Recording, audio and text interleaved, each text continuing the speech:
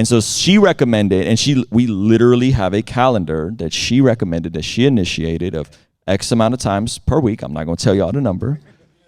It's LA. We want the numbers. No, more than 1, less than 4. Okay.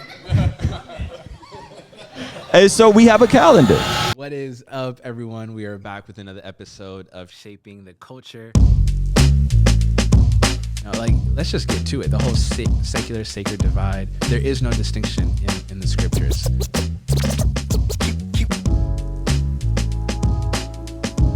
Some of us have trust issues with God, and some of us, it's like, does God really got us? You can't engage the culture with the gospel that first has not engaged you. Like, you know how people are like, oh, that's just who I am. Nah. Keep. Drop the mic. Drop the mic. Shaping the code. Go to Slido. Somebody asked a question specifically for Ruslan. This is a fun one. For Ruslan, if you feel okay answering this, what methods and or questions did you use to find the rhythms with your wife? All right, so I gotta tell the story for it to be in context. 2018, I went on tour. It was a 3-week long tour. It was a very dark season. I had never been gone away from my wife and son at that point. You want me to restart the story? Yeah, okay. 2018, I went on a national tour. It was the longest I had ever been away from my wife and my son. I was not in a good place. I was not in a good place emotionally, spiritually, purity, none of it. It was just a rough season.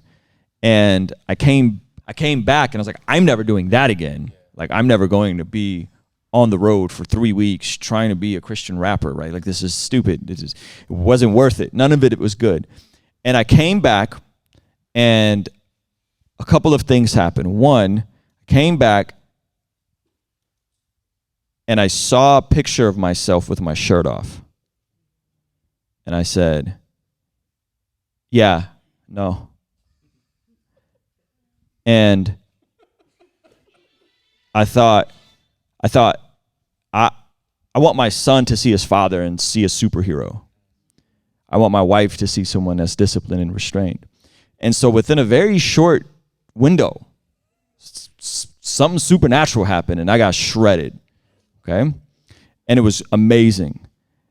And then, as time went on, things became more stable financially for us. And then, my wife had the bright idea of having a calendar. I was like, word. This is your idea. And so she recommended, and we literally have a calendar that she recommended, that she initiated, of X amount of times per week. I'm not going to tell y'all the number.